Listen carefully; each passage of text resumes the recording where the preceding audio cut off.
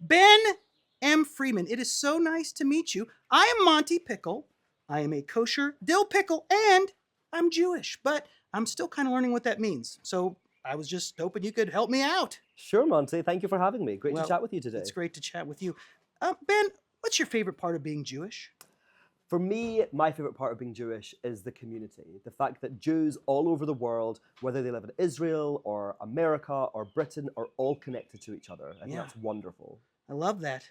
Let's talk about making Aliyah, Okay. which is, of course, is journeying back to the homeland of Israel. Is that something you've done?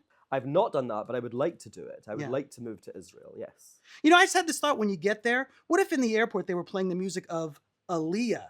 You know what I'm talking about? Yeah, brush yourself off and try again. Exactly. Because Yeah. at first you don't succeed. Brush yourself up and try again. You can brush it up and try again. Yeah, Try again. I don't sound like Aliyah. You're pretty close, though. I mean, they should play that. That would make a lot of sense. Yeah, I feel like there's a real connection there. Yeah, I do too. Ben, let's talk diaspora. Mm. That is the disbursement of the Jews away from their homeland. Now, I have noticed that there are literally 0 good songs about the diaspora. And I think my theory is that it's a hard word to rhyme with. Can you think of any words that rhyme with diaspora? Biaspora, triaspora, but they're yeah. made up, though. They're not real words. If you give me some time, I probably could think of it. All I could come up with was, I passed me, brah. Like, this is, you're in the hallway and someone says, hey, how'd you do on that math quiz Yeah. second period? And you're like, I passed me, brah. I think with that, you'd get A for effort. I'll take it. My sources tell me that you are a huge Harry Potter fan. Yes or no? It's true. I'm a millennial, and therefore I love Harry Potter. It's kind Okay. of the law. Can you conjure a Patronus? Of course. What's your spirit animal? I would like to say that my Patronus is a big roaring lion, but I've got Nice. friends who say that my Patronus is a tiny little kitten who goes, Wow, I might want to re-examine that definition of friends. yes, exactly. You know, my Patronus would be a walrus, I think. Cool. Yeah, Why? but well, I don't. They just seem like a nice guy you'd hang out with. Like, hey, you want to go eat some fries? My Patronus would be like, that's a good idea, Monty. I love fries. You know, just like the guy you like a salt of the earth kind of a. Is that going animal. to help the Patronus defeat the Dementors, though? Having fries Absolutely with not. you? No, Okay. I'd be dead in seconds. Okay, okay. Are there characters you think in Harry Potter that represent the Jewish journey? That's very interesting. I mean, some people say that the Harry Potter story is based on the Holocaust. It's based on kind of a really dark period of Jewish history. It's Yeah. about good people battling bad people who want to take over and who want to say that some people are better than others. Yeah. So the whole story could be based on some aspects of Jewish history. I never really thought of it that way. I just thought you were going to say Hagrid because of his beard. Which is harder to play, bagpipes or the shofar? Bagpipes, for sure. Why is that? Well, you blow into the tube, but also your fingers having to be moving at the same time, whereas the shofar is more of it's a breath exercise Interesting. by itself. Yeah. Well, it is a gorgeous instrument, the bagpipes. I love when it makes that sound. Is really, really Do you? beautiful. Ben, who's David? David is King David, who's one of the most important figures in Jewish history. Tell me about King David. He is a king that lived many, many, many thousands of years ago, and he ruled over Israel when it was a much larger territory. So he was powerful, he expanded the country, expanded the kingdom, and he is one of the most important figures in Jewish history, even to this day, thousands of years later. And is he big into astronomy? What's with the star? Why does he have a star? This in Hebrew, the star is called Okay. Magen David. So Can I it's take a translated. closer look at that? There you go.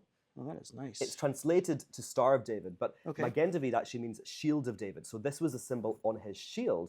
And we as Jews, we love it, we think it's nice, and we want to show that we remember King David. So we wear it on our fingers sometimes, around our necks. Well, I'll be honest, Star of David really rolls off your tongue more than Magen David of David. That one's a lot harder to say. Yeah, but not if you speak Hebrew. Well, fair point. Then what about your favorite Jewish holiday? My favorite Jewish holiday is Pesach, also known as Passover. Let me see if I can get the pronunciation right. Pesach. Ch. Pesach. Yeah, you need the ch. You have to really lean into it yeah. at the end. Yeah, I'm from Scotland, so the ch comes very naturally. I see. So I love Pesach. Pesach. Exactly. And I love it because it's the origin story of the Jewish people. It's really how we became a collective that is bound by land, civilization, law, stories, music, practice. So to me, it's a really, really, really wonderful holiday. Well, since we're talking about Passover, tell me where those little jelly fruit slices come in, because I know the Passover story and I don't ever remember hearing about the fruit slices, but they are at literally every Passover. Well, on Passover, we're only meant to eat certain types of food. We're not meant to eat leavened bread. So no 11 breads, but you could have 10s, 9 breads, any other number you want. Exactly. So Okay. we only eat flat crackers. We call them matzah. And that has also developed into eating only foods that we would call kosher for Pesach or kosher for Passover. So that's why you eat those jelly fruits. While we're on the subject of Passover, are macaroons different from Maccabees? Yeah, they're very different. Macaroons, I believe, are a coconut confectionery. Okay, yep, coconut. And the Maccabees were a group of Jewish zealots who fought the Uh-huh. Greek army during the Hanukkah story. Okay. So they're a little bit different, yes. Okay, so you're saying that basically macaroons are not a family of Jewish priests who led the revolt against the Seleucid Empire in the 2nd century BCE. Yeah, that's exactly what I'm Okay, saying. great. I just want to make sure. Yeah. 2 words for you: pickle, herosis. Any thoughts? One word for you, no. Okay, that's fair. All right, now I know there is a tradition of doing the plagues with wine, but as a pickle, I like to do mine with brine. Could we do a few plagues together, Ben? Sure, of course. All right, whenever you're ready, we'll start with frogs and then just go down the natural Okay. list of order. Here we go. So we have to use our pinkies. Pinky. But you cannot lick your finger, okay? Okay, It's copy maybe that. easier doing it with brine. Okay, A that's little fair harder point. with wine. Okay. All right, here we go. First one. And frogs. Frogs. Good. And lice. Lice. Then it's scratchy shirts. Yeah, the worst. And bad Wi-Fi. Oh, they're terrible. And locusts. Yep. Unicorns. Something about the horn just freaks me out. I don't know. Vegetable peelers. Yeah, the worst. Boils. Uh-huh. Humidity. Yeah, we're terrible for the hair. Yeah. Missing socks. And then, of course, the last one. When my eggs touch my toast and the toast gets all soggy and egg flavored. That would be a plague for sure. Ben M. Freeman, you wrote a book called Jewish Pride. Can you tell me what Jewish pride is? I'd love to. Jewish pride is about feeling good about being Jewish, about Yeah. feeling positive, Yeah. about feeling confident, about being able to tell the world what we think it means to be Jewish, as Okay. opposed to them telling us. I like that, being confident. Have a little Jewish swagger. You get a little Yeah. in your step, a little ugh, Yeah, a little bit of chutzpah. little chutzpah. There's the chut again, exactly. Would you consider maybe writing a sequel called Jewish Pickle Pride? That is something that absolutely we can consider discussing. I'm All right. quite busy right now, but yeah, sure, going forward, let's pick that up in a few years. Let's dive a little deeper into the book. What's the word count? Word count of the most recent book is Yeah. maybe 83,000 words. Wow, that is a lot Yeah, of. it is a lot. I mean, that's like hand cramp territory right there. Well, you don't handwrite it, you type it.